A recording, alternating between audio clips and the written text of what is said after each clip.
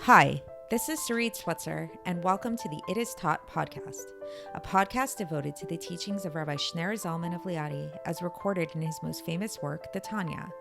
My hope for this show is to make these teachings accessible and relatable to the average person, regardless of prior Jewish education or affiliation.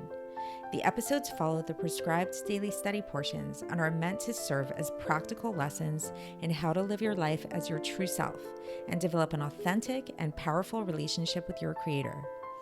I have personally experienced the effects the study of this work has had on me, and I'm excited to share what I can of this knowledge with you. So please join me on this journey of learning, self-growth, and connection with your source.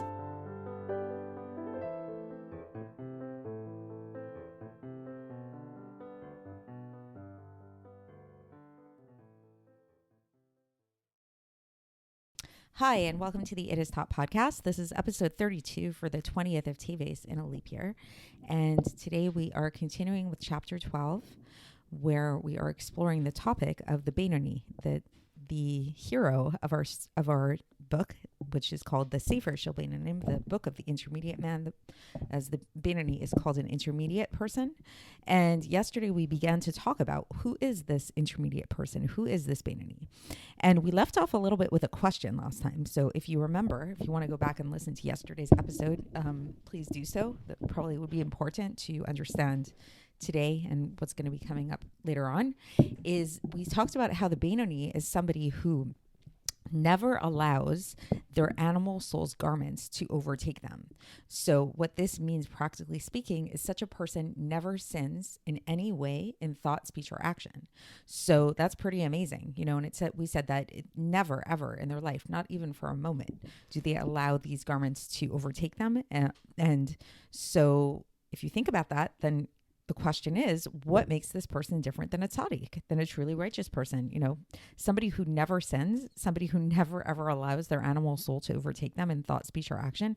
That's, pretty incredible. How can we imagine anybody any better than that? So today we're going to begin to answer that question by going back to our fundamental map of the soul, or rather the two souls that we discussed. So if you remember, we mentioned in previous episodes how every Jew has two souls. We have a godly soul and we also have an animal soul. And, we've been talking about the garments of each one of these souls, which is thought, speech, and action, which are very real and very true. But underneath these garments, at a more fundamental level of the makeup of the soul is actually not made up of these garments. These garments are literally garments that the soul wears. However, the souls themselves, whether we're talking about the godly soul or the animal soul, is made up of 10 specific distinct parts that we said. And we said that these parts are divided up into two categories. There's the intellectual category, and then there's the more emotional category. So going back to our definition of the intermediate man, and when we talked about how this Beinoni is somebody who always wears holy garments, basically. But when it comes to the fundamental makeup of their soul, then when we go back to the animal soul and the godly soul and how each person has these two souls residing within them, so the Alter Rebbe explains here that in the case of the Beinoni, in the case of the intermediate man, the godly soul is not the only one that has dominion in this small city, which we call the body. So what does this mean? This means that basically a Beinoni is somebody who behaves perfectly. They never do any kind of sin, like we said, in whether it's in thought, whether it's in speech, or whether it's in action. However, this is merely what's going on the outside. On the inside, it's a little bit of a different story. So one way to think about this is basically it's like what impulses does a person have? Is a person naturally drawn to godly things? Does a person crave things that are not great or that are good for them? That kind of thing. So what the Alter Rebbe says here is that in terms of these fundamental cravings that a person has, the fundamental nature of the makeup of the impulses of such a person's soul, this is where it gets a little bit trickier. This is where the godly soul does not have full dominion.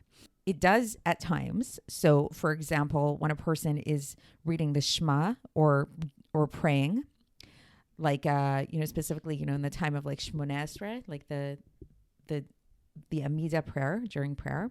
So this is a time when, spiritually speaking, there's something that happens above, which is the time of the Mochin de Gadlut. It's called the great mind. So it's sort of like this supernal great mind is aroused during the time of these prayers of the Amida and the Kriyat Shema. And so how this translates below is that down here below on earth, it's an auspicious time for every person to connect their mind to God, because it's a time of like the intellect, basically. And so this is a good time to meditate upon the greatness of God and to arouse one's love of God that's in the right ventricle of the heart, as we talked about, in order to cleave to God with God's Torah and his mitzvahs out of love. And this is specifically what it's talked about in the Shema. So if you look at the words of the Shema, it's all about whether we're talking about the Shema itself and also the blessings that come before it and afterwards, it's all about this idea of arousing our love for God. And so if a person really engages in this meditative activity and, really uses their mind to meditate upon these things, then at this time, they really will be able to subdue the negativity within the left ventricle of their heart and have it be nullified to the good that is coming from the right side of the heart, which is ultimately sourced, if you remember, in the Chabad of the mind, the intellect of the mind, which are connected to God. So during the time of prayer, such a person, such a Beinoni, is able to use the faculties of their thought and their mind to connect to God in such a way that the godly soul does have full dominion over the body. However, after prayer, once this mochin de gadlut, this supernal greatness of the intellect leaves, then the evil comes back and gets reawakened in the left ventricle of the heart. And once again, such a person is going to have impulses for this world and for more hedonistic kind of desires. So that's the content of today's portion. So just to give a little bit of a recap, the topic that we're trying to explore now is the topic of the Beinoni, of the intermediate man, and trying to get to this like understanding of what does it mean to be a Beinoni. And we already learned yesterday that a Beinoni is somebody who really, really only utilizes the garments of their godly soul.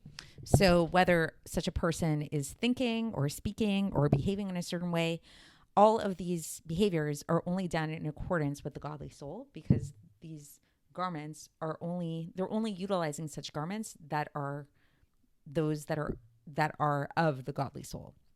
However, then what we got into a little bit today is telling us about how these garments are merely just external garments, but underneath these garments, we have the more fundamental makeup of the souls, which are the 10 aspects of the soul, the intellectual and the emotional aspect of the souls. And this is where it gets a little bit messier. And this is where we see that the Beinoni does not have the ability to have his godly soul have full dominion.